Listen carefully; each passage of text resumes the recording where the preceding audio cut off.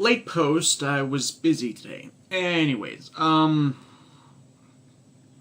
sure if I should mention this, but I got in a Twitter feud with TV Izir discussing their decisions on translation. Now, as I've stated in previous vlogs, I don't like names and the titles for items being translated.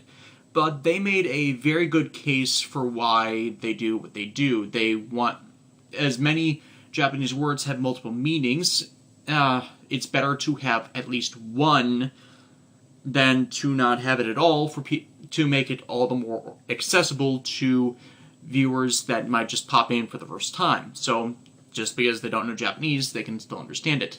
And that is a very good point. Then you use the long translation. The latest of these is them translating Kiwami, as in the Kiwami Lock Seed, that's going to be the next power-up item, as Zenith.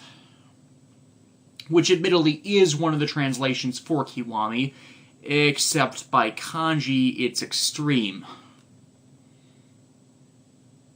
This has been accepted elsewhere, and this is my thing, really. If you're going to translate it, use the official translation. Granted, their rationale for doing that makes sense because it is the culmination of all these other things, as it's from the forbidden fruit. It's what Ryoma's been after. It's what Sid's been after. It's what can save the universe. The world, not the universe. It has been building to all of these things, and it is now at its zenith, at the climax, that it is revealed. And I'm not going to say they're wrong about that, on what it symbolizes, except that's the thing about Japanese and the double entendre. It has a second meaning in addition to what its actual word is. You know what the actual word is. Because the lock seed is a key. Kiwami. Now, if you think that's stupid, remember the extreme memory from double. Tori in Japanese means bird. And how they spell it is X-Tori-M in Japanese. That's how they spell extreme, as in the English word translated into Japanese without applying their word for extreme is extoim. And the extreme memory is in the shape of a bird. That is the pun, that is the double entendre. It's lost in translation, as I've kept saying. So I'm not gonna nag it about it anymore in these videos. I shouldn't have brought it up in the first place, but there is something you lose that I don't like. And that's just me. They're not wrong. I'm not wrong. We just have two different views on this. Granted, I just got into a new Twitter rant today about it with other people that were making fun of bad translations. Yeah, other cleanup. Someone has been posting, this is also Gaim related, some things that are just absolutely wrong about the series, in that Geno Urobuchi and the writing staff of Gaim are misogynistic, Kota is a sociopath, Baron's gonna be the big bad.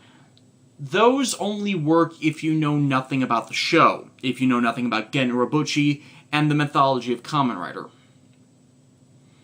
The Kota is a sociopath one was mainly on the misconception that, this is going back to when, Hase got killed. Hase, why? About how Kota was so emotional about that because it was his friend, and then people bring up, well, it wasn't that way about Yuya. 1. Didn't know about Yuya being the monster. 2. It wasn't that Hase was his friend, it's just that he couldn't kill a human, and that is what is ultimately what caused the heroic BS blue screen of death with that, because he had killed a human, and it was made worse because it was his friend. Kota is not a sociopath, and you would only get that if you knew nothing about the show. The thing about the misogyny was mainly based around misconceptions concerning episode 25, and Oren Pierre Alfonso dressing up Jonucci in drag. Mainly, and it was tying into the whole thing with Yoko being so dependent on Ryoma. She's crushing on him, obviously, and a bunch of other reasons. And Mai being shoved to the background. Thing is, one, cross-dressing and homosexuality is comedy in Japan. It's a cultural thing, which pretty much invalidates the entire thing right there. Two, Yoko can kick every other writer's ass when they're out of the suits. She is the most skilled of the energy writers, and while others are more powerful, her skill point actually makes her the strongest of the four. Dependent on Baron, if he counts as... Yeah, I think Baron Lemon Energy counts as an energy writer, so we're up to 5. Kota can challenge her mainly because he's a similar wild card, and he has something more worth fighting for, and, well, the one time he completely wrecked her, the 2 times he fought and won against her, the first time Yoko was holding back, we know this. Second time he went Kachidoki on her ass, and as also been established, Kachidoki is much stronger than the normal energy riders. And she still put up a pretty big fight. In fact, in today's episode, she does major damage to Kachidoki with the support of the Kurokage troopers, but I'm getting ahead of myself. It's not misogynistic if a woman can kick your ass. Admittedly, she doesn't have a lot of characterization to her, but that's... what we have seen is she's got this thing for Ryoma, and the other thing is about Mai and how she's being used as a prize or as an irrelevant character. And no, not really. Michi sees her as a prize, but then Michi's an asshole and criticism on the whole rape culture thing where you're supposed to be. In fact, I think on that the entire tangent I saw was about how Mai is teasing them, and that's not how women work. And that's something someone says where he thinks he's privileged to women, which is that whole rape culture bag that's just plain wrong. Anyways, I'm probably misremembering something like that, but it also doesn't work if you know Gen Urobuchi's library of works, specifically Madoka Magica. Madoka, why? And how everyone else was well treated there. Thing is, Toei doesn't like a lot of women in their shows, as seen by recent Sentai, where where Go-Busters and Kyoryuger only had one leading woman on the team. Admittedly, Kyoryuger had a secondary Sentai member that was female, but she was a replacement for another of the same color, and at the end of the series we got a third that was a replacement for another color. So while it brings the female team members count up to 3, 2 of them were successors and not part of the core team, which is the problem. Most tokusatsu series are primarily male viewer base, and while I'd like more female characters in the shows, this is running up against Toei not knowing what their demographics are. Plus, in the programming block that Kamen Rider and Super Sentai run, it's Super Sentai, Kamen Rider, and then a series called Precure, which has run for the last decade. Precure was a magical girl anime. Yeah. So it's also wrong in that it's lighthearted young show, more mature most of the time, young adult teen show, and then female show. It's uneven, yes, but you get good female characters in Kamen Rider and Super Sentai to kind of balance it out in this block. Anyways, that's another of the misconceptions that's been running around. Last one is Kaito being the ultimate villain. Kaito's not a villain, really. He's an asshole. His entire life philosophy revolves around strength and being strong. And I'm getting a bit into today's episode. We saw that Demushu pretty much follows the same thing, except his belief in the strong should oppress the weak is more malicious. Kaito uses it in a method of, you should antagonize the weak so they will become stronger, so they will rise up and not be weak. Demushu uses it to kill people. That is the difference between malicious and self-absorbed, selfish, mean-spirited. I do think the villain remark was because the poster of the comments thought that Kaito would be the final villain, the final challenge to blocking Kota from saving the world. I kind of agree. That challenge is coming because Kaito already acknowledges Kota as strong. We've seen this repeatedly. Thing is, Kaito wants to prove himself as strong, so he goes out and finds strong people to fight. And Kota will only fight at his best, at his strongest, when there is something to lose. So, my theory is if that battle is going to happen, Kaito is going to bar Kota's way. He's going to do it at probably the exact wrong time, so Kota will fight him all out, and they will see who is stronger. Like we saw which is likely leading into that opening scene at the beginning of the series, if that comes to pass. And knowing Gen Urobuchi for callback first scenes, that's possible. That is very, very possible. It might be changed in context, because that's another thing he does, but that fight is coming. No doubt it is. It's just a matter of when. And another reason why he's not really villainous is he's not manipulating people. He's really not getting anything out of it aside from the challenge. He's just being an asshole. And most of the time, being an asshole is not being evil, which usually a villain is, in some respect. Anyways, Toqger. I miss the arc episodes, because this one was another stupid one. Why is it that only the arc episodes are the least painful to watch?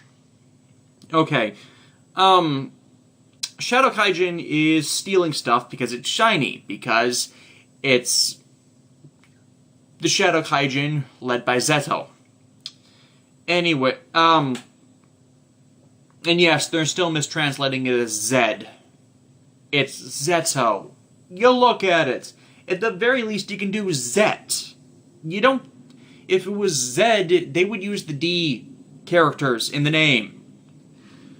I think they're doing it because it's an easy callback reference, and it's Yasuko Kobayashi. She's done Power Ranger references in Sentai she's written before. Plus, Emperor of Darkness, Emperor of Evil. Anyways, this is a plan by Baron... Not Baron Nero, what's the other one's name? The Countess who's Garita's mother. I'm blanking on the name. She did this because she wants to all consolidate all the shiny as wedding gifts and stuff to accent the wedding dress, because she's still high on having Grita marry Zet, even though Grita is after Schwartz, and oh, that's so much of... Anyways, bunch of thefts. Guess who get arrested? 4 of the Toqger, minus Hikari. This episode more shows why I wanted Hikari to be the leader, the Team Red instead of Right. First of all, Raito and Hikari are both words that translate as light. Yeah, because the Raito double entendre there is, he's always right, and he is the light. Because he's the light that counters Zet. Anyways, the 4 get arrested, bar Hikari, by this officer that I think is a reference to... What's the guy's in Lupin? The detective from Lupin the Third. I think that's what he's a parody of. Something Goemon's... Now, Goemon's a different character in Lupin, but Goemon something is the cop's name. Anyways, he arrests them on suspicion of being people. Yeah, this is a criticism of the Japanese, not justice, not defense force, police system, in that when a crime is committed, they bring in and lock up suspects, and one of the things done in the episode is they withhold food and then offer to give them some in exchange for, what's the word? I hate when I do this. Confessing. Offers them food in exchange for confessing. Guess who's an idiot? Right. I hate that character. Why is he the red? I hate it when the red is the worst character. Anyways, yeah, since Hikari was not caught because of contrivances, very, very stupid contrivances, he goes investigating the officer's job. A couple weeks ago, actually I don't think I ever brought this up. I had a alternate statement in that, the police never showed up in Gaim until too late, like this episode first time. And I'm always curious why none of the beat writers were never arrested upon suspicion of summoning Invest to attack people, since there is video footage of them summoning Invest previously, and it would make sense to detain them until it can be proven that they are not summoning the Invests that are doing these malicious attacks. That never happens in Gaim. But that would show a legitimate police force and other things, and then we get to this episode where the police are assholes and hold them without proof. Not even circumstantial evidence, they just show up in town and they're arrested. And they're not even investigating the crime at all, they just blindly arrest someone to be shown that they're doing something. And I think that's the big criticism. And I'm amazed that this is something Toqger does that Gaim could have, what's the phrase? Also used to better effect, in contrast. Because this is all done because the theme of the week is get another support train. And the support train of the week is the police Resha. Yeah. Because the entire police bit is completely irrelevant. Only in Toqger would you spend more than half the episode being arrested by cops and have it not relevant to the actual storyline.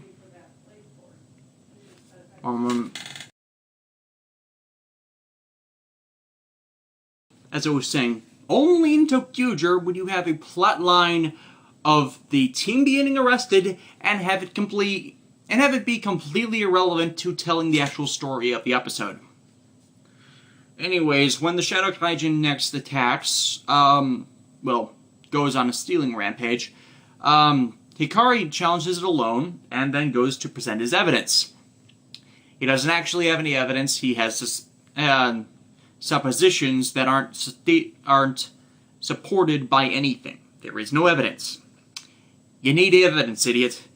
Just because the guy was a corrupt police officer doing, only looking like he was doing his job, doesn't mean he was entirely wrong. Even because to get someone off after they've admitted to a crime, as in what Wright did, you need physical evidence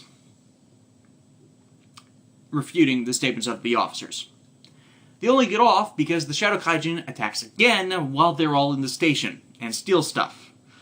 Meaning, that is corroborating evidence that these are not the ones doing it. Yeah.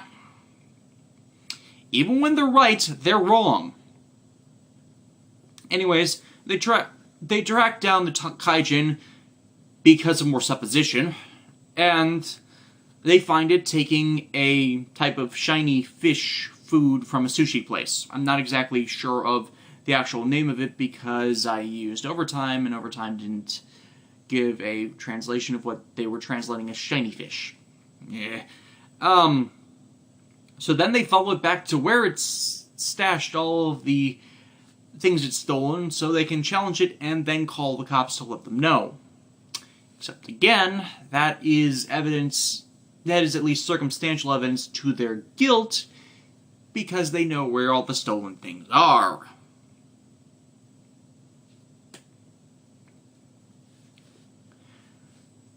And now there's the worst part of it, because they don't even track down the support Resha this time. The Monster of the Week already stole the support Resha-related jack-in for the Morpher. Yeah, they don't even track it down this time, they just happen across it by happenstance. At least when they were given the car carrier and shield Reshas, they were already in the possession of the Rainbow Line conductor and ticket. This literally comes out of nowhere. This is something I expect from Toshiki Inui, since he hates writing in power-ups and gimmick items that can be turned into toys. Hell, Fies has his first upgrade gadget, the axle brace, just tossed at his head out of nowhere. And this is pretty much the same thing, except it's less valid, as it could have just been in Kaisa's hands the entire time in Fies' case. This just, oh, Wright saw it over there, and when he's far away from the actual slot of it. Police Rush is kinda cool. Left train folds out into a gun, as in pistol arm, and the other one's a giant set of clampers that look like handcuffs. At least one handcuff. Though it's not used the best in killing it. And that's about it. Gaim. Kiwami's coming next week. Episode starts out with more time with Rosho and Takatorabata. Can't believe I almost forgot the name when I keep using that pun. And it's getting more into what Rosho's thing is, and he has found the forbidden fruit that forms when the Helheim Forest invades the next world. It is used to choose the successor, the one who will rule over the next world that the Helheim Forest consumes. And Rosho is using it in hopes he can revive his... We don't know the actual term, but I believe the term is his wife. Or he refers to the person he wants to use it on as a her, and the devotion he does it with the person he loves. It's implication of life, or of wife, loved one, or lover, who's in some kind of sarcophagus. And I'm betting it's the not my we've been seeing. It would make so much sense, as if this has been happening so many times before, then she would know, and she would be trying to warn people not to get involved, except as she's technically dead, that means she's wandering around as a spirit. So maybe she was telling them not to get involved in this, let him do what he will and you'll be fine. I don't know. It's supposition at this point, but it causes Sagara to intervene because it's his game. This has all been his game from the beginning. He is the representative of the Helheim Forest. He chooses the successors in the next consumption through a game. That's probably the entire point of the Invest game, and why it was suggested to keep it going, and why he was the DJ for it. Anyway, he intervenes because to him it's cheating. But Rosho won't... Rosho stealing the forbidden fruit explains why Sagara wanted them going after the Overlords. Because it's challenging his game, and Rosho wants to use the forbidden fruit to revive his wife, so he already has it. But since Sagara wants it in play, Rosho takes a seed out of it. It is a seed of the forbidden fruit, something that can grow into something else. And it changes into the Kiwami Lock seed. They even say it's a key, so I'm not wrong on the statement of it's the extreme key, the zenith key, the whatever. Waiting for them to get out of here.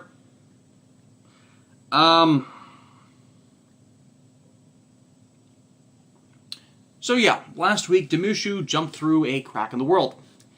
And Kaito and Kota follow him.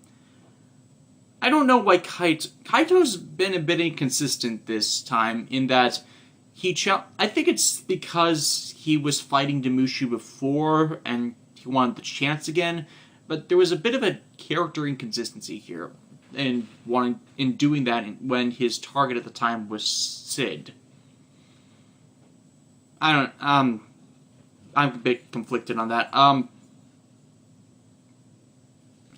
Where was I?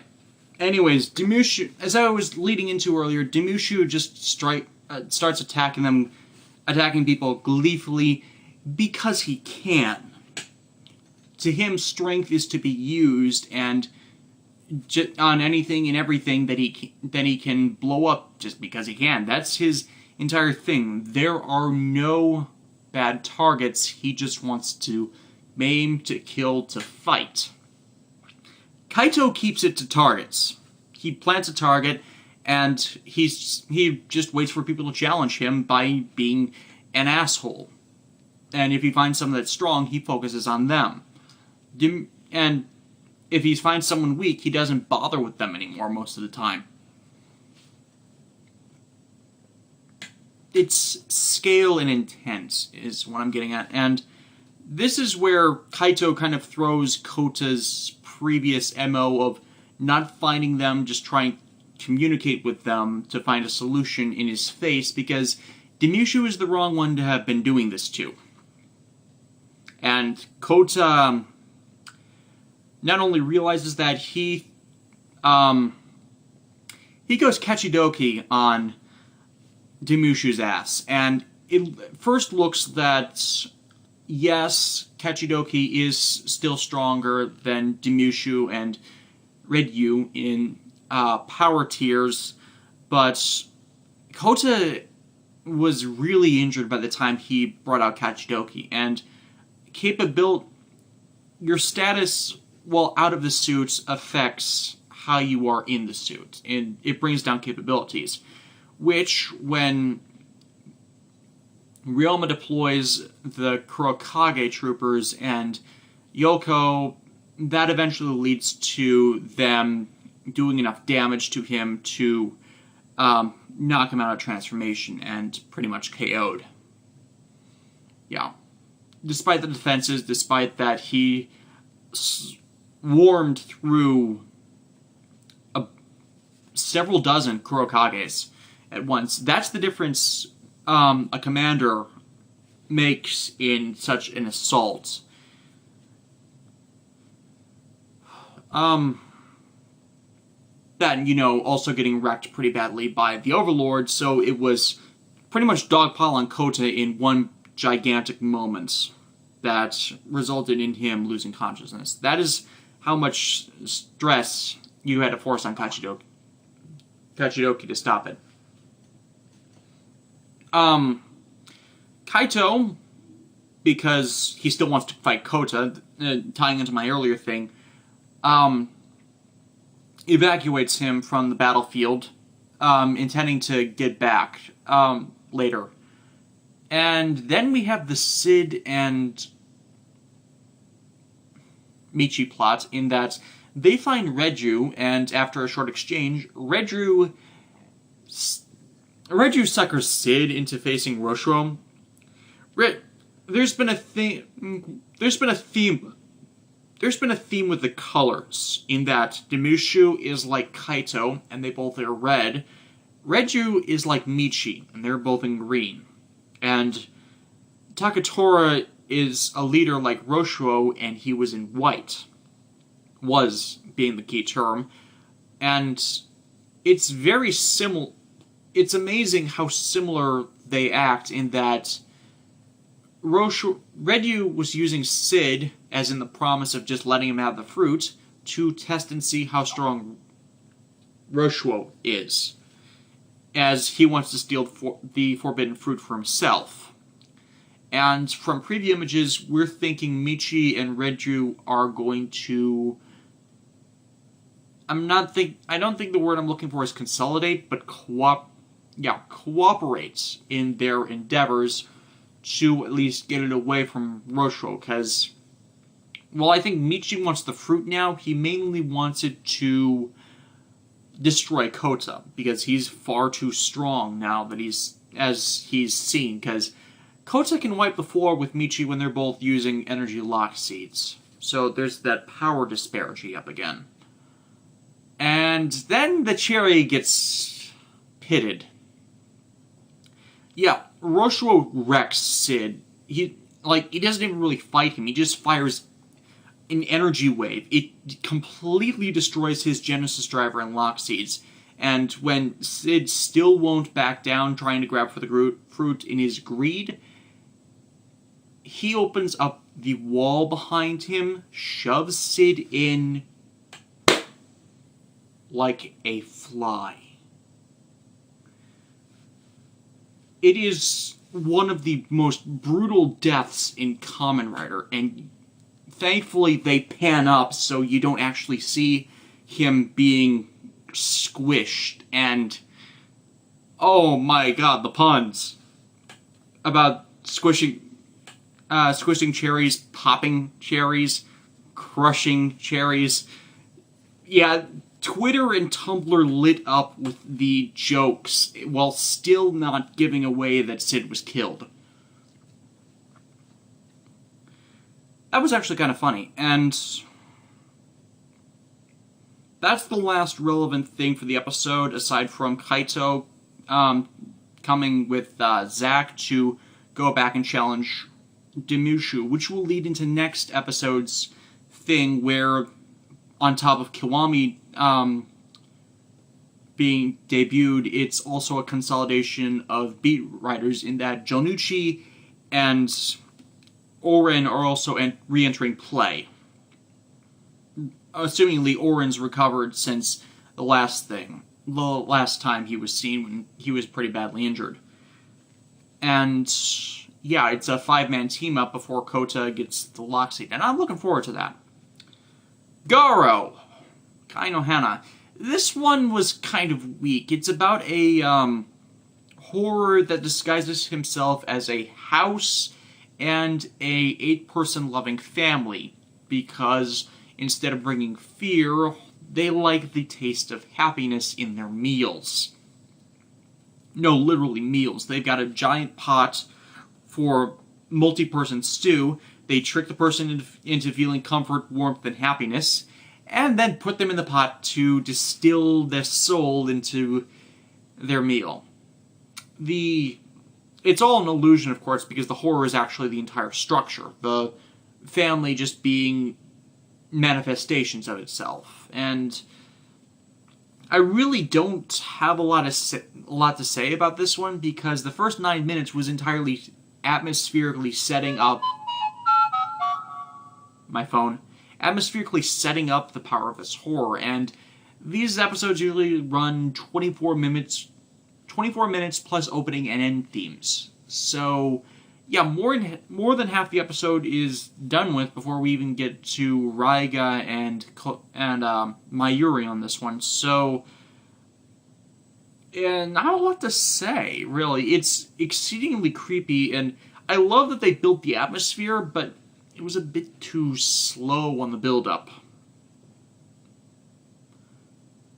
During watching it, yeah, it's just that it's good. It's just that there's not much to summarize in something like that. And I've been finding that more and more. Granted, I had a lot of stuff last week because it tied into a series I didn't know about, which was all lore building. But this one, not so much. So, yeah. Good Gaim, bad Toqger, well, bad execution Toqger, and Garo. Check y'all next week, and hopefully I'll have less interruptions this next time.